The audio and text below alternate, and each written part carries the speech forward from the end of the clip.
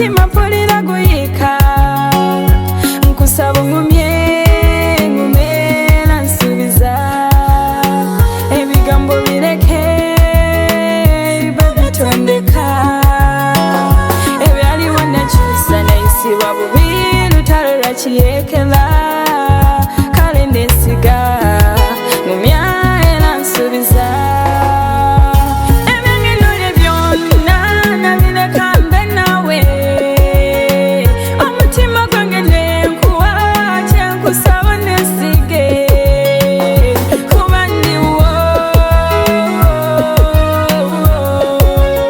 guno omutima guwo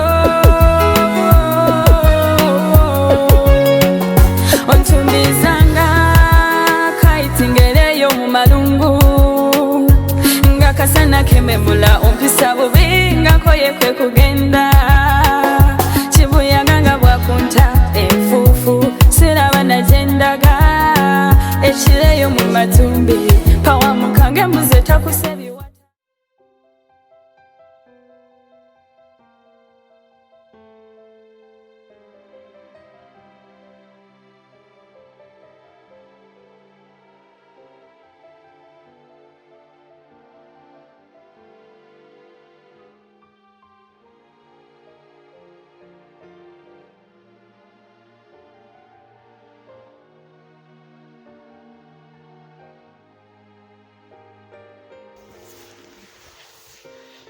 Mukwano yingira.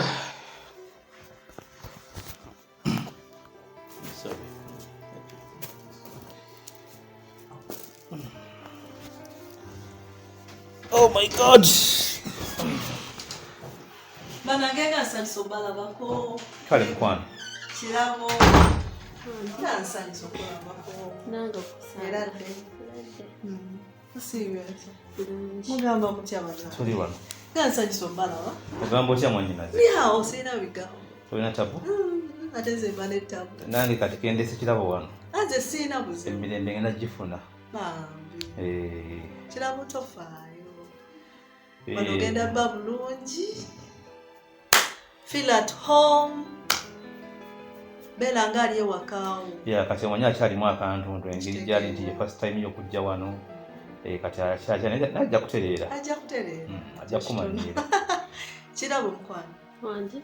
I want you to feel at home. Yeah, so nkwanjulire mu butongole Keren, this is ono kirabo wange. Ate Keren, kirabo ono ye Keren sister wange. Ono mwannyinaze yamanya ebyama byange byonna. Buli kimu yakimanyi. So wano wenkulese teweeralikira kintu kyonna kyoyagala okuŋŋamba okimugamba bw'oba oyagala kunkubira ssimu ajja kuwa essimu y'onkubire tiwali buzibu ogenda kubeera at home. Kitegedde mukwano. Feel at home on what to say.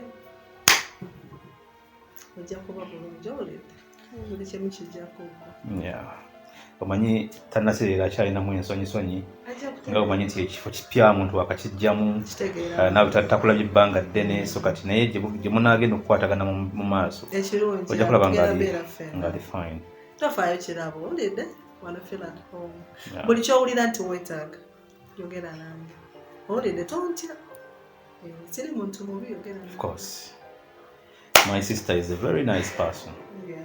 And I think so much. Kamano teka ekivera kino. Kale mukwano. Then zimba preparing this. Mmere kubanga nagifumbye nte. Yeah, wangambye ogenda tufumbye. Rakansi mumera. Kale mukwano.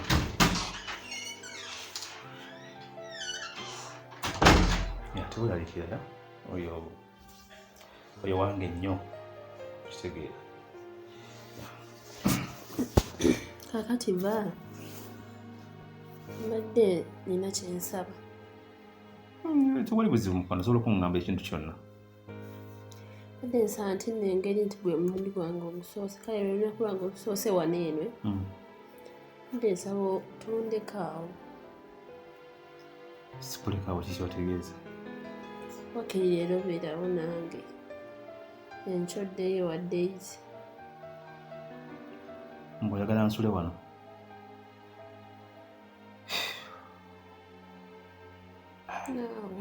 Ngenda kukikola ntya kubanga kyolina omanya Daisy tannamanyako nti sigenda ssula waka singa nabadde nkipulaninze nandibadde namugambye before.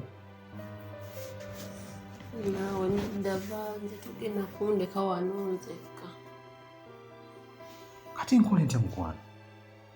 Daisy omumanyi naawe agenda bwe sisula baka nga simutegeeza bulungi agenda kukirankana nga bw'omumanyi. Tuddeyo ffenna kale.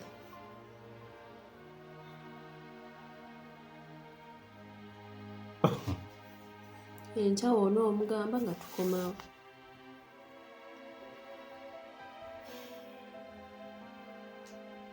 Ate tutuuse wano bagenda kutegekera kyakulya ate embuzi eyo.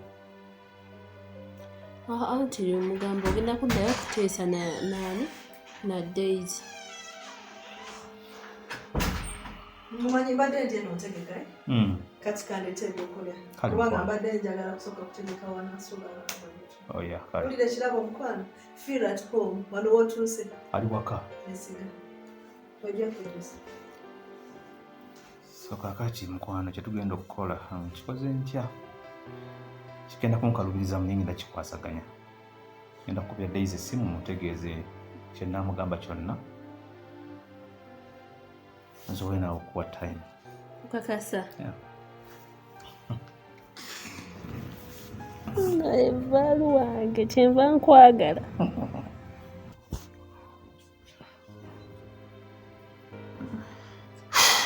Oba kati mugambe ntya bannange. Abasajja tulina ennaku. Abasajja tulina ennaku kati ate nekirabo wuyo atandise ebintu byakummalako mirembe. Oba olubuto lwe lutandise omutawaanya. Naye Daisy mugambe ntya mulimbe ki? Anyway.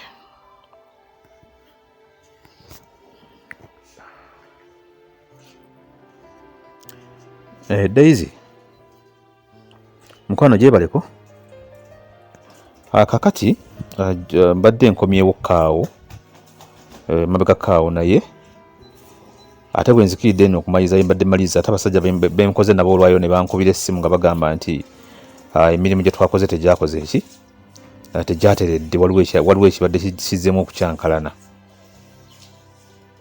So kakati ngenda kudduka ngende mbasajja abo gye bali kati tukole nekyensuubira engeri ssaawa zino gye zigenda mu 12 problem gye ndabawo nti nyinza okumaliriza ssaawa nga zigenze ate jjukira ssaawa emu emmotoka tewali mmotoka eddamu kutambula tewali boodi etambula. Kati mbadde nkusaba okitegeere nkikusuddeko obusuuzi naye kitegeere nja kudda ku makya ndowooza ssaawa nga 5 nja kusobola kudda ku makya ssaawa nga 5. Nedda si bwe kiri naawe okimanyi nti nsula waka just emirimu giguddewo era gizze kati ate munnaye emirimu mutujja akasente mutujja emmere ey'okulya kati ate abasajja bampadde omulimu kakati ate munnaye nkole ntya? Naye olumaliriza bwe nti kale ngenda kuba nkoma oba ssaawa 2 za ku makya oba ssaawa 4 naye gwe kyobamanya nti mba sisobola kudda mu budde buno obw'ekiro. Eko kati zino ssaawa zigenda mu 12 so ssaawa 12 we ngenda n'ensinkana abasajja nitumala bye nnina okukola nyinza obimala ssaawa nga 5 za kiro. Nedda nawe sisobola kudda waka ku ssaawa ezo sisobola. Oyagala ntambule ku ssaawa 5 bankuwa poliisi enkwate bankwate kafyu banteke mu kkomera ojje ku poliisi enkeera onkime kyoyagala nsule mu kkomera kuba entambula kwezo ssaawa automatically bagenda kunkwata. Better understanding naawe.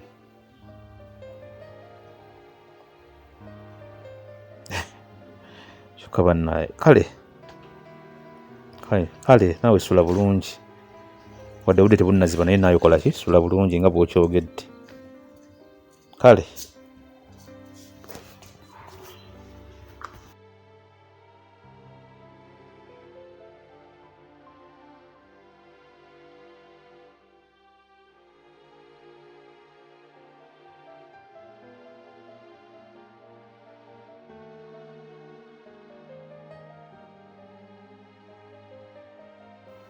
Kirabo kati no mukwano This is going to be your bedroom, okay? Ogenda kusulanga wano. I think wakusanyusiza. Tewaina buzibu. Ekyo kirungi mukwano. Kyonna ky'owulira nti weetaaga. Just tell me, okay? Kubanga ekyo kyesitudde wange mukwano. Oyo mwana waba muwala musika wange. Bw'aba omulenzi. Of course, ebya Valentino byonna bitutundidde. Nabale kujja mukwano. Ngenda sulanga wano. Okay, kale kamala kutegekerako ebirala.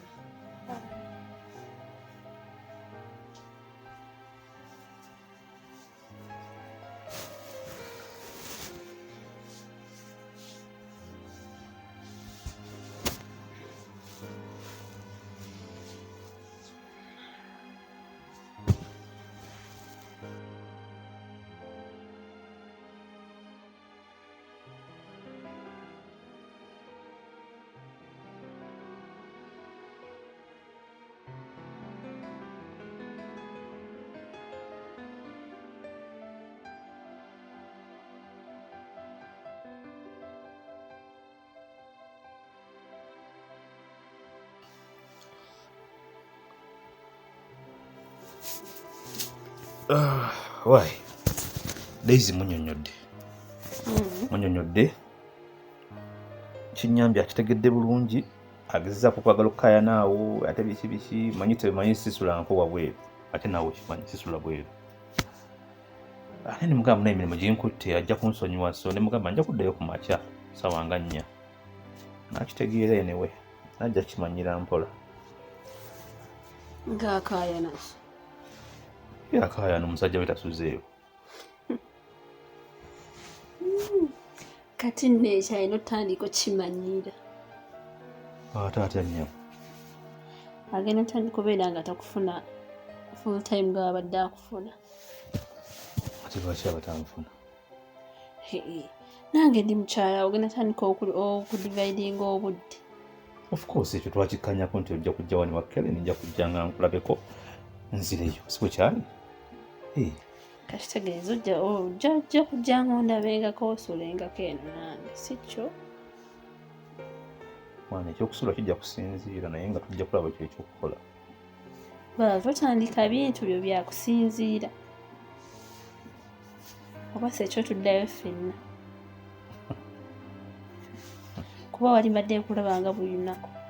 Kati oddawo ntandika ebyokusinziira. Kati tuddayo ffenna wakafudde nkakodiyo nti lwembako kyengamba nga onkanga. Nkukanga. Kale limu katuddeyo tugende. Nkukanga. Tugende tuddeyo. Kati nno nkubuulira akapya akaliwo. N'ekyanzi. Okwekiranga ki ky'otegeeza? Ne wano wondeese sikyayagalawo. Biki ebyo by'oŋŋamba? Twakkaanya nkuleete wa Kellen si bwe kyali ate kati nkutuusizza ate mbu sikyayagala kyo. What do you mean tokyayagalawo? Ndaba tewali njawulo. Tubadde wa sisita wange. Kati ondeese wa sisita w'enjawulo eriwo. Nze nange mbikooye. Nange kati njagala mbeereko ewange ŋŋambe nti eva alaze kulaba nze ndi wange. Nakigambako saakigamba. Ne tukiteesaako si kyo. Naye kirabo twateesa tutya? Saakugamba nti nkuleete wa sisita wange tumale okuzaala nkuyiyizeewo. Kyekyo kyennyini kati kikole mu bwangu. Wano njagala mbeerewo akaseera katono. Ogenda kubeera wano omale okuzaala nkufunyireewo obeereewo kati nze mbikole ntya mu buli kimu nga kyamangu mangu buli kimu okinsuulako busuuze nawe onsobedde. Nkikusuulako nina kye sagamba Valentino. Byonna nabigamba gwe atayagala kumpuliriza. Nze nkooye embeera embi. Kati mbeera ki embi eri wano? Njagala wange. Ojje onkyalire. Obeere ewange tuzannyemu akawuna. Kati wano sobola kuba kawuna wange. Sisobola kukuba akawuna kati ako si kawuna. Kawuna naye byakwebbilira era. Kasisita wabeereyo ng'atuwulira. Ali atuwulira aseka. Nze njagala ali wange. Olina ekyejo kingi wumulaggwe. Ekyejo olina kingi kati tomalako mirembe nze wabula gumiikiriza. Kasita nkugambye olinaako era nga tondabawo. Manya neekyangidde ddala wano ndi kwekyanga naye katono.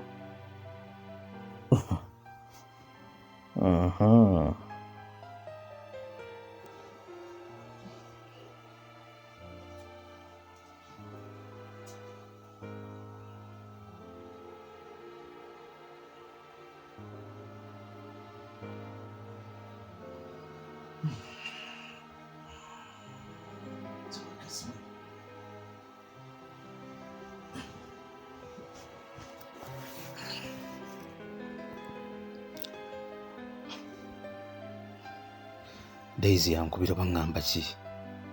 Ani? Daisy.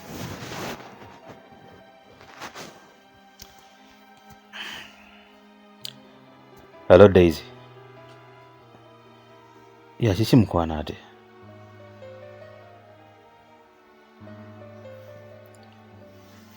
Wanje? Kirabo tomulaba waka? Ate nga kirabo tomulaba otya waka taliiwo yalazeewa.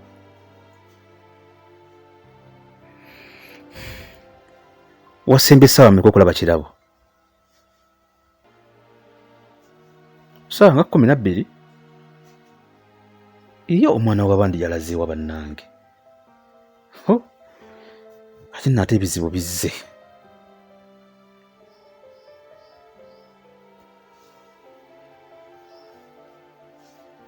Ate nange saamulabye ko nakomeddewo awo.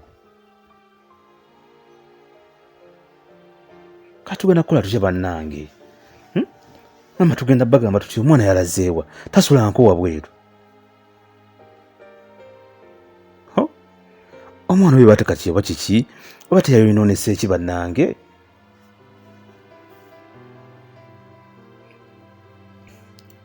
Ate kinkoze byo kubanga saasuze waka nandibadde tugenda nitumunoonyanoonyaako. Naye kakati kye tuba tukola mbadde nkusaba mukwano. Weebake. Weebake. Enkya bukye nzije tumunoonye tugenda ne ku police report ngesenga naaba takomyewo. Kwa kakati ayinza okuba omwana omwana oyo manyi kati munnange abaana bakula balina engeri gye badevelopingamu ebintu ebitategeerekeka. Ayinza okuba yatandise okubeera nga atibuka n'abalenzi. Kati bumusiribuza bumusuzizza ndowooza eyo atuleetera ebizibu. Kati Daisy nzikanya naawe omwana ono tumukwate tumuzeewa maama wo tumuzeeyo. Mukwano ojja kunsonyiwa otulo tubale tunuma naye kakati katwogere ku makya nga nzize. Kale sweet nange nkwagala.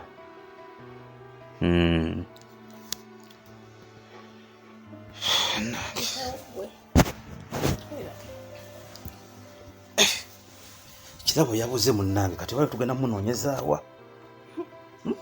Munoonye. Mwana w'abandi yabuze. Kati Daisy ali ku pressure mukazi wattu. Wali tugenda munoonyeza abambi. Kati bamukale kakatandise okubeera n'abalenzi.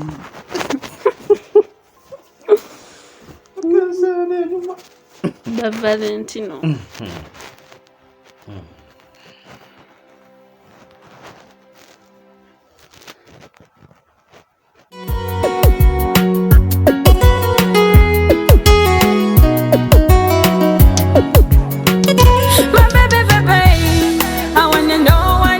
Your heart, cause mine is empty without you.